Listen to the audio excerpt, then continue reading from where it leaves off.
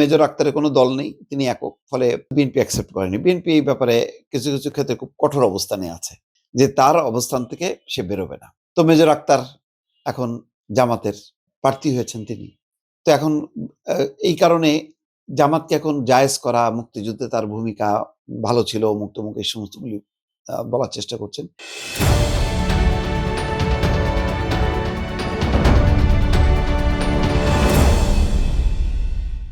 আপনাদেরকে আরেকটা ভিডিও দেখাই, দেখেন। বলছে যে জামাত তো আগের মতো জামাত নেই, জামাত সেটা কিভাবে বুঝলেন?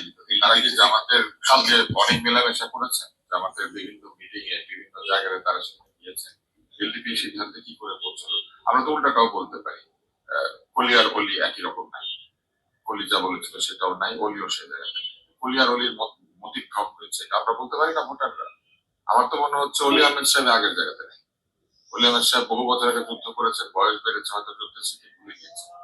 উনি ভুলে গিয়েছেন যে শহীদ রাষ্ট্রপতি জিয়াউর রহমানের সাথে তিনি যুদ্ধের সময় ছিলেন। উনি ভুলে গেছেন।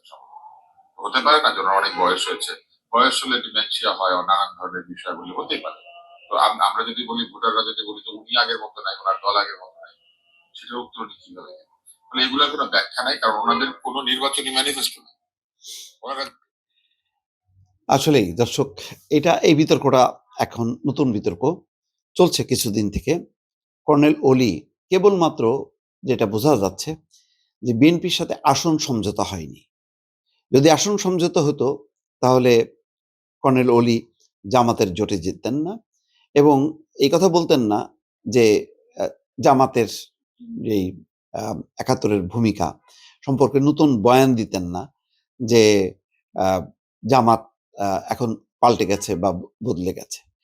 এগুলি হলো ওই যে মেজর আক্তারও যেমন বলেন যে জামাত মুক্তিযুদ্ধের বিরোধিতা করেনি, এই কথাগুলি বলছেন না। তো এখন বলছেন এই কারণে যে ওনাদের আসলে উপায় নেই, যেহেতু মেজর আক্তারকে বিএনপি নেবে না, তার পক্ষে, দলের পক্ষে মেজর আক্তারের মতন এরকম প্রতিভা ধরে রাখা সম্ভব হয়নি বলে ছেড়ে দিয়েছে। এখন ছেড়ে দিলে এখন ওনাদের অবস্থা হলো যে নিজে নিজে যে জিতে আসবে একক অবস্থায়, সেই অবস্থায় নেই। এখানে মেজর আক্তারের কোনো দল নেই, তিনি একক। ফলে আমিডামি নির্বাচনেও মানে চেষ্টা করেছিলেন, ভোটে দাঁড়িয়েছিলেন কিনা জানি না, সম্ভবত নমিনেশন বাতিল হয়েছে, এরকম একটা বিষয় হইতে পারে, কিন্তু চেষ্টা করেছেন।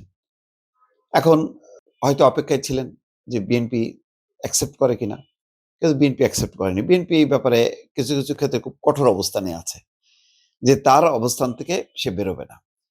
তো মেজর আক্তার এখন চলে গেছে এতে, জামাতের এখন প্রার্থী হয়েছেন তিনি।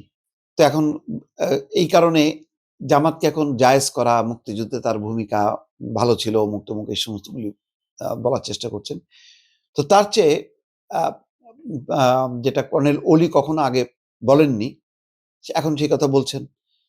এবং এই বলার মধ্য দিয়ে কর্নেল অলির যেটা মানে লক্ষ্যটা বা উদ্দেশ্যটা, সেটা হয়তো সফল হবে। সাতকানিয়ায় সেখানে আসনে একটা আসন বা ২টা আসন জিতে আসতে পারবে। কিন্তু এই যে ওনারা জিতছেন বটে, কিন্তু আদর্শিক অবস্থানটা কি ঠিক থাকছে? লক্ষ্য ঠিক থাকছে? যে যেমন ডাক্তার আব্দুল তুষার বলছেন যে উনাদের তো আসলে কোনো ম্যানিফেস্টো নেই। উনারা কি করতে চান? দল মানে উনারা একটা বিচ্ছিন্ন হয়ে, বিএনপি থেকে বিচ্ছিন্ন হয়ে আর মানে একীভূত হতে পারলেন না। সাদ্দাত হোসেন সেলিম তারই দলের ছিল, পরে আলাদা এলডিপি তিনি করেছেন। তিনি কিন্তু একীভূত হয়ে গেছেন। তিনি সেই অবস্থানে যেতে পেরেছেন। কিন্তু কর্নেল অলি তার নিজস্ব একটা অবস্থান থাকার কারণে তিনি পারেননি। কিন্তু দলটা সেইভাবে সারা দেশে দাঁড়ায়নি যে এককভাবে নির্বাচন করবে বা একটা আদর্শিক অবস্থান নিয়ে এলডিপি যে একটা আলাদা কোনো তার আদর্শ আছে, উদ্দেশ্য আছে, রাজনৈতিক লক্ষ্য আছে, এটা কিন্তু প্রমাণিত হয়নি। যার কারণে ওই নির্বাচন আসলেই এইদিক সেদিক সুবিধা কোন দিকে আছে, সেই সুবিধার কানাগুলিতে ঢুকছে বলেই আজকে কর্নেল অলি বীর বিক্রম হওয়া সত্ত্বেও তিনি যখন ব্যাখ্যা দিচ্ছেন স্বাধীনতা মুক্তিযুদ্ধের সাথে জামাতের, এবং সেটাকে সহনীয় করার চেষ্টা করছেন, তখনই মানুষ ধাক্কা খাচ্ছে এবং এই সমালোচনাটা হচ্ছে। তো এই সমালোচনা বিতর্ক আমার ধারণা যে অব্যাহত থাকবে।